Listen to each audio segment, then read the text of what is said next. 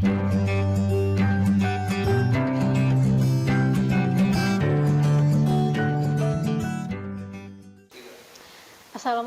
warahmatullahi wabarakatuh. Perkenalkan, nama saya Hesti Sapitri.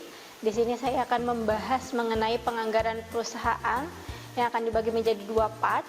Sekarang part yang pertama saya akan membahas mengenai konsep dasar sistem penganggaran menyeluruh, prosedur penyusunan anggaran menyeluruh, penyusunan anggaran penjualan, penyusunan anggaran produksi, penyusunan anggaran biaya tenaga kerja, dan yang terakhir penyusunan anggaran biaya tak langsung.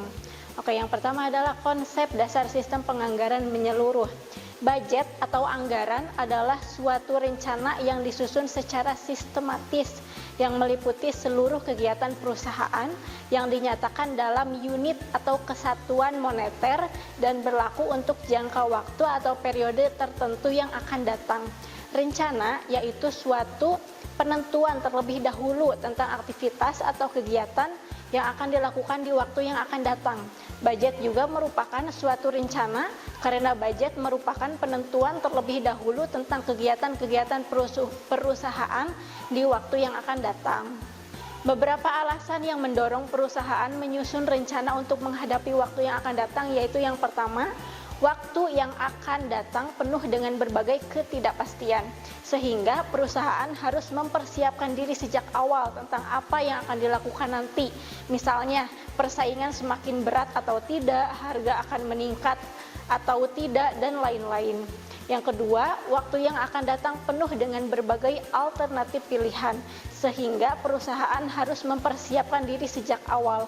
Alternatif mana yang akan dipilih? Misalnya, akan mempromosikan kemeja atau pakaian wanita, dan lain-lain. Selanjutnya, yang ketiga ada rencana diperlukan oleh perusahaan sebagai pedoman kerja di waktu yang akan datang. Dengan adanya rencana berarti ada suatu pegangan mengenai apa yang akan dilakukan nanti, sehingga jalannya perusahaan lebih terarah menuju ke sasaran atau tujuan perusahaan yang telah ditetapkan.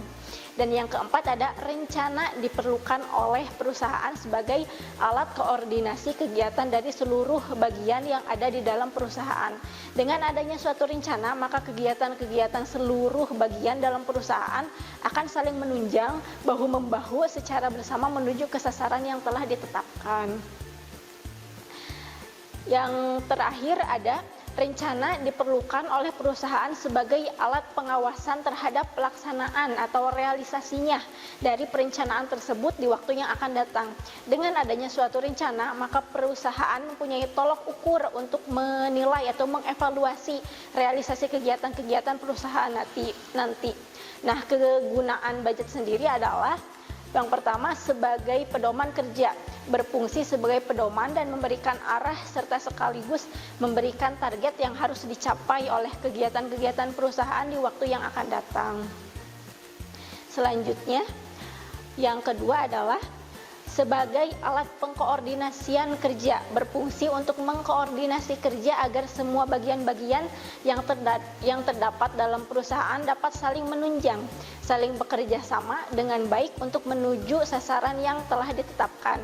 Dengan demikian, kelancaran jalannya perusahaan akan lebih terjamin.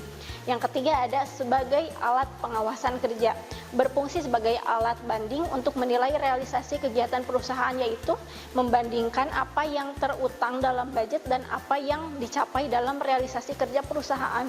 Dengan perbandingan dapat diketahui penyimpangan-penyimpangan antara budget dalam dan realisasinya, sehingga dapat diketahui kelebihan dan kelemahannya. Hal ini dapat digunakan untuk menyusun rencana selanjutnya dengan lebih matang lagi. Poin yang kedua adalah prosedur penyusunan anggaran menyeluruh. Berikut ini adalah tahapan proses penyusunan anggaran secara menyeluruh. Yang pertama, identifikasi dan evaluasi variabel eksternal. Identifikasi dan evaluasi variabel eksternal atau sering disebut dengan trend watching adalah proses pengamatan terhadap tren atau gaya yang suatu perubahan lingkungan makro dan lingkungan industri yang bertujuan untuk mengidentifikasi akan peluang yang dapat tercapai serta ancaman yang harus dihadapi oleh perusahaan dalam setiap lingkungan tersebut. Cakupan ruang identifikasi variabel eksternal yaitu suatu pertimbangan untuk memilih variabel yang dapat dikendalikan maupun yang tidak dapat dikendalikan, sehingga pihak manajemen mendapatkan manfaat yang berasal dari akibat yang menguntungkan dan meminimalkan akibat yang merugikan bagi perusahaan. Yang kedua adalah pengembangan tujuan umum perusahaan. Sebelum merumuskan strategi suatu perusahaan harus memiliki tujuan umum yang menjadi harapan untuk dapat tercapai oleh perusahaan. Tujuan umum suatu perusahaan ini berisi mengenai misi, visi, dan keyakinan dasar. Misi sendiri berfungsi sebagai alat fokus dan pemberi makna terhadap aktivitas kerja seluruh anggota organisasi. Selain itu, misi juga harus menetapkan apakah bisnis perusahaan harus terpisah dari bisnis pesaing. Visi umumnya akan menjelaskan keadaan di masa yang akan datang dari organisasi yang akan hendak diwujudkan. Dan yang terakhir, keyakinan dasar. Keyakinan dasar adalah suatu kepercayaan serta keyakinan akan kebenaran visi dan misi yang akan ditempuh dalam mewujudkan visi. Keyakinan dasar ini dapat menjadi suatu pemicu semangat seluruh anggota organisasi untuk mencapai tujuan. Dan yang keempat ada nilai dasar. Nilai dasar merupakan nilai-nilai yang dianggap penting oleh seluruh anggota organisasi. Selain itu, nilai dasar juga dapat memandu anggota untuk memilih berbagai alternatif yang dibutuhkan dalam keadaan serta hambatan yang terjadi di masa mendatang. Nilai dasar memiliki fungsi yaitu menjadi pembatas dalam pengambilan keputusan oleh para anggota untuk mewujudkan visi demi tercapainya tujuan perusahaan. Tujuan umum perusahaan adalah melambangkan dasar atau fondasi tempat mengembangkan dan memperkuat kebanggaan kepada perusahaan baik manajer, karyawan, pemilik, konsumen, serta pihak yang berhubungan secara komersial.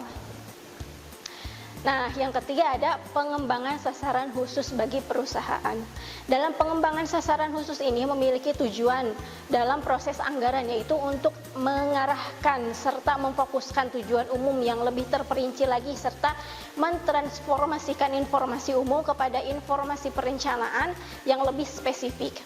Yang keempat adalah pengembangan dan evaluasi strategi perusahaan. Strategi perusahaan merupakan sasaran yang mendasar atau cara dan taktik yang akan digunakan dalam proses tercapainya tujuan serta sasaran yang telah direncanakan.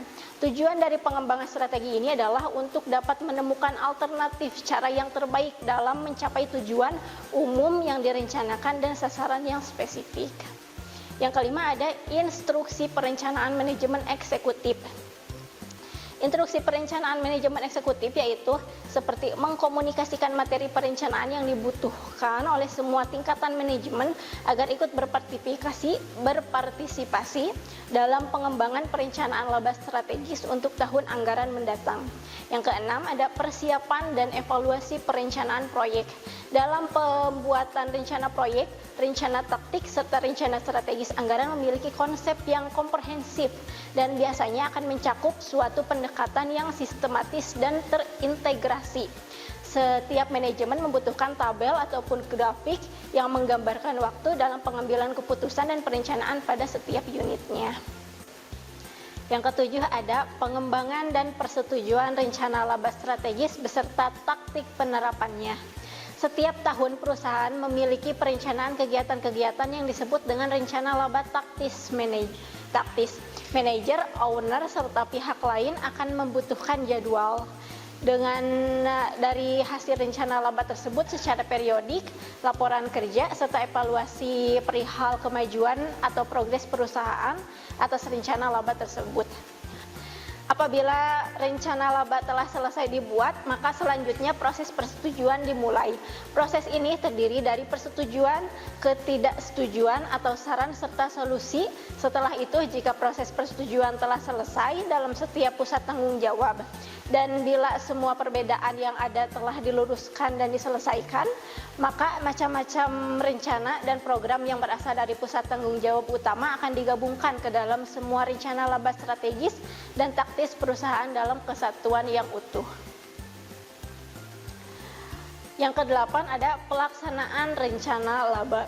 Rencana manajemen yang sebelumnya telah dikembangkan dan disetujui dalam melaksanakan proses perencanaan laba ini harus mengikut sertakan fungsi manajemen seperti pengarahan kepada bawahan guna mencapai tujuan dan sasaran perusahaan. Manajemen yang efektif yaitu manajemen yang dapat mengkomunikasikan tujuan, saran, strategi, dan kebijakan perusahaan dalam semua tingkatan dan juga harus dapat dimengerti oleh bawahannya. Dalam perencanaan laba yang luas ini serta program yang berhubungan dengan proses pengendalian dapat membantu dalam melaksanakan fungsi manajemen ini. Selanjutnya yang kesembilan adalah penggunaan laporan kinerja periodik. Bila rencana laba telah dilaksanakan dalam periode tertentu, maka selanjutnya adalah laporan kinerja periodik yang dibuat berdasarkan laporan bulanan. Berikut ini merupakan isi dari laporan kinerja. Yang pertama ada laporan kinerja secara aktual periodik, yang kedua perbandingan antara kinerja secara aktual dan rencana kerja, dan yang terakhir menampilkan perbedaan sebagai varians kinerja yang mendatangkan keuntungan atau tidak. Yang ke-10 ada penggunaan anggaran biaya fleksibel. Dalam anggaran fleksibel atau sering disebut dengan anggaran variabel memiliki konsep yang hanya digunakan pada biaya yang terpisah dari rencana laba yang telah dibuat, sehingga anggaran fleksibel ini bersifat tambahan. Anggaran fleksibel akan menjelaskan informasi yang secara realistis perihal biaya yang dapat digunakan dalam menghitung jumlah anggaran untuk segala macam jumlah output. Yang ke-11 ada penerapan tindak lanjut. Dalam penerapan tindak lanjut ini umumnya dibutuhkan alat pemisah antara sebab dan akibat. Misalnya macam-macam kinerja adalah sebuah akibat atau hasil. Maka dalam hal ini manajemen harus dapat mengetahui dan menentukan sebab yang mendasari hasil tersebut. Proses identifikasi sebab ini merupakan tugas serta tanggung jawab dari manajemen lini. Dalam menentukan sebab akibat membutuhkan analisis macam-macam kinerja yang akan terpilih dengan menganalisis hal yang mendatangkan keuntungan ataupun tidak. Dalam kasus varians kinerja yang mendatangkan keuntungan memiliki sebab yang mendasar yang harus diidentifikasi. Sebab yang mendasar ini akan menjadi suatu informasi yang berharga dalam peningkatan efisiensi dan pengembangan dukungan yang positif dalam aktivitas perusahaan serta bagi karyawan yang kurang berhasil. Poin selanjutnya yang akan saya bahas adalah penyusunan anggaran penjualan. Dalam penyusunan anggaran penjualan, langkah yang perlu dilakukan meliputi yang pertama, penentuan dasar-dasar anggaran yang di dalamnya ada penentuan relevan variabel yang mempengaruhi penjualan, penentuan tujuan umum dan khusus yang diinginkan, dan yang terakhir penentuan strategi pemasaran yang dipakai. Yang kedua harus penyusunan rencana penjualan, yaitu yang di dalamnya ada yang pertama analisis ekonomi dengan mengadakan proyeksi terhadap aspek-aspek makro seperti moneter, kependudukan, kebijaksanaan pemerintah di bidang ekonomi dan teknologi yang menilai akibat terhadap permintaan industri. Terus ada juga melakukan analisa industri.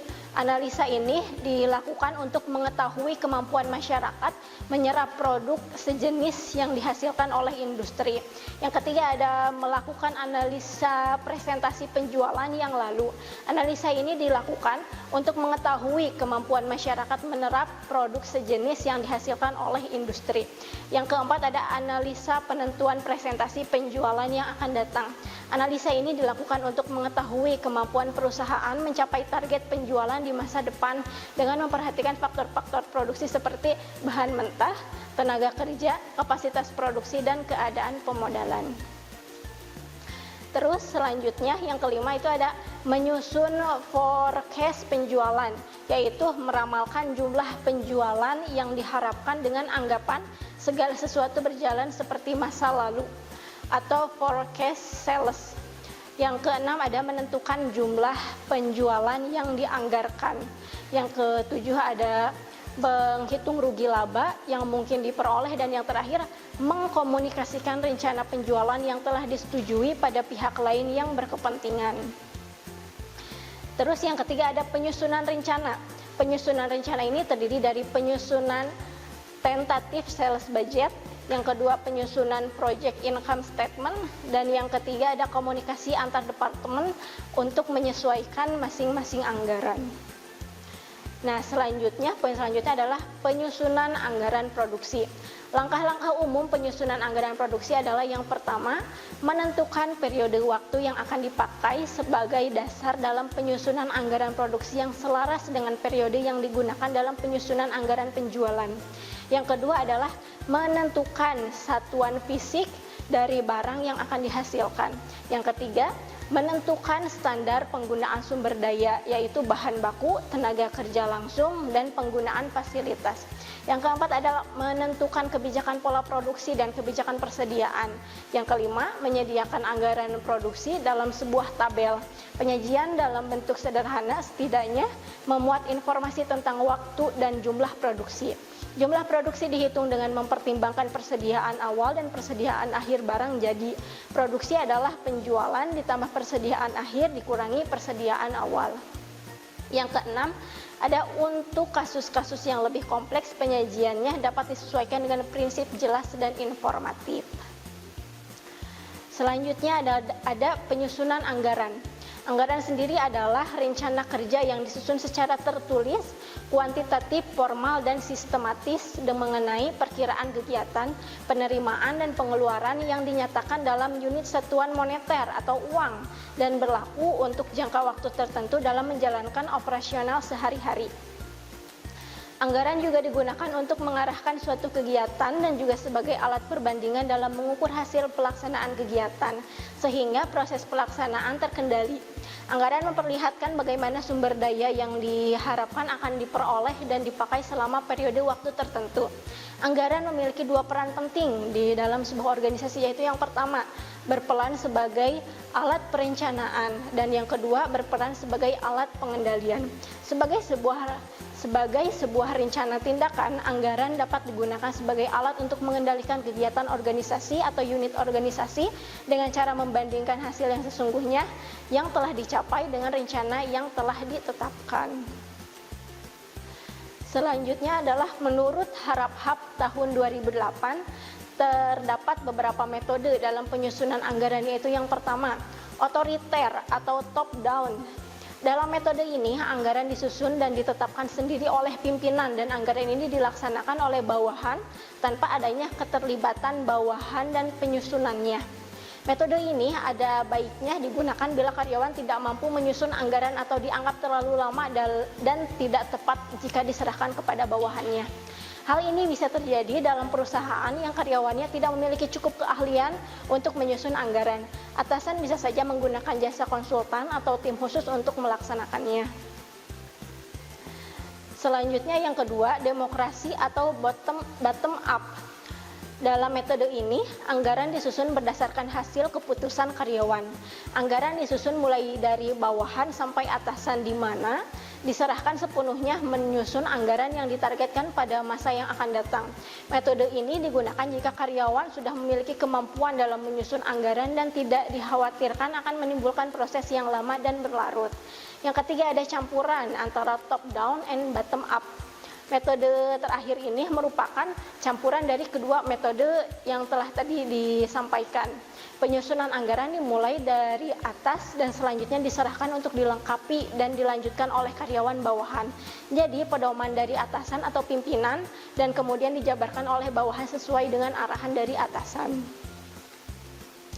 Pada dasarnya, yang berwenang dan bertanggung jawab dalam penyusunan anggaran dan pelaksanaan kegiatan penganggaran berada di tangan pimpinan tertinggi perusahaan. Menurut Nafarin tahun 2013, prosedur atau langkah-langkah penyusunan anggaran dibagi menjadi beberapa tahapan, yaitu yang pertama, penentuan pedoman perencanaan, yaitu tahap yang menentukan anggaran yang akan dibuat pada tahun yang akan datang. Anggaran disiapkan beberapa bulan sebelum tahun anggaran sebelumnya dimulai. Dengan demikian, anggaran yang dibuat dapat digunakan pada awal tahun anggaran. Yang kedua ada persiapan anggaran. yaitu tahapan di mana manajer perusahaan terlebih dahulu menyusun ramalan penjualan atau yang tadi disebut forecast sale sebelum menyusun anggaran penjualan perusahaan. Setelah tahap tersebut selesai, manajer keuangan untuk menyusun anggaran lainnya. Yang ketiga ada penentuan anggaran, yaitu tahapan diadakannya rapat dari semua manajer beserta direksi dengan menteri rapat berupa perundingan mengenai penyusunan rencana akhir setiap komponen anggaran serta pengesahan dan pendiskusian anggaran. Yang keempat ada pelaksanaan anggaran, yaitu tahapan dilaksanakannya anggaran oleh semua unit kerja yang ada di dalam perusahaan untuk kepentingan pengawasan setiap manajer. Setiap manajer membuat laporan realisasi anggaran. Setelah dianalisis, anggaran disampaikan kepada redaksi. Poin yang selanjutnya adalah penyusunan anggaran biaya tenaga kerja. Sebelum menyusun anggaran tenaga kerja, ditentukan terlebih dahulu satuan dasar perhitungan variabilitas biaya tenaga kerja seperti jam kerja tenaga kerja dan biaya tenaga kerja langsung. Anggaran tenaga kerja adalah perencanaan khusus tentang DLH atau tadi jam kerja tenaga kerja, dan DLC yaitu biaya tenaga kerja langsung menurut waktu dan jenis barang yang diproduksi. Karena itu dapat memungkinkan bila anggaran tenaga kerja dibuat secara terpisah, yakni anggaran jam kerja dan anggaran biaya tenaga kerja. Nah, yang pertama adalah anggaran jam kerja. Anggaran jam kerja adalah suatu perencanaan terperinci tentang jumlah jam kerja yang dibutuhkan untuk menyelesaikan produksi dan standar pemakaian jam kerja. Rumus anggaran jam kerja adalah anggaran produksi dikali DLH. Yang kedua adalah anggaran biaya tenaga kerja. Setelah menentukan anggaran jam kerja, selanjutnya membuat anggaran biaya tenaga kerja. Anggaran biaya tenaga kerja adalah perincian tentang besarnya upah pekerja. Rumusnya adalah anggaran produksi dikali DLH dikali tarif upah per jam. Nah, poin yang selanjutnya adalah penyusunan anggaran biaya tak langsung. Biaya tidak langsung atau indirect cost adalah biaya yang sulit untuk dapat dihubungkan dan dibebankan secara langsung dengan unit produksi dan secara akurat ditelusuri ke objek biaya. Biaya yang dapat ditelusuri pada objek biaya akan meningkatkan keakuratan pembebanan biaya. Biaya tidak langsung adalah biaya yang tidak dapat secara akurat dikaitkan dengan objek biaya tertentu. Biaya ini mencakup hal-hal seperti iklan dan pemasaran, depresiasi produk, persediaan perusahaan, akuntansi, dan penggajian. Bisa dikatakan juga biaya ini adalah beragam biaya yang berguna untuk mempertahankan seluruh perusahaan dan bukan hanya biaya-biaya yang terkait dengan pembuatan produk. Contoh biaya tidak langsung adalah biaya depresiasi, asuransi, listrik, biaya overhead yang terbagi lagi menjadi biaya overhead pabrik, biaya penjualan, serta biaya umum dan administrasi. Anggaran biaya overhead pabrik adalah suatu perencanaan yang terperinci mengenai biaya-biaya tidak langsung yang dikeluarkan sehubungan dengan proses produksi selama periode yang akan datang, yang meliputi jenis biaya, waktu, serta tempat di mana biaya tersebut terjadi. Biaya overhead pabrik merupakan biaya-biaya dalam pabrik yang dikeluarkan perusahaan dalam rangka proses produksi kecuali biaya bahan baku langsung dan biaya tenaga kerja langsung. Biaya overhead mencakup 3 kelompok biaya, yaitu yang pertama biaya bahan penolong, yang kedua biaya tenaga kerja penolong, yang ketiga biaya pabrikas lainnya. Penyusunan anggaran biaya overhead dapat ditetapkan berdasarkan jam kerja per unit atau berdasarkan biaya per unit produk atau juga berdasarkan presentase tertentu dari biaya produksi. Perhitungan yang lebih rinci dapat dilakukan jika memang kebutuhan setiap komponen biaya overhead per unit produk tersebut diketahui. Secara umum, anggaran biaya overhead pabrik disusun sebagai alat pedoman kerja, pengkoordinasian kerja, pengawasan kerja yang dapat membantu pihak manajemen dalam menjalankan kegiatan perusahaan. Sekian dulu pembahasan mengenai penganggaran perusahaan. Nanti kita ketemu lagi di part 2 dengan poin-poin materi-materi yang lebih seru. Mohon maaf apabila ada kesalahan. Wassalamualaikum warahmatullahi wabarakatuh. Kunjungi sosial media lainnya seperti website kami di pkbmalkata.com, Facebook PKBM Al-Fatah Manunjaya, Instagram PKBM Al-Fatah _official. Dan terima kasih telah klik video ini. Jangan lupa like, comment, share, and subscribe untuk menunjukkan dukungan kamu terhadap channel ini.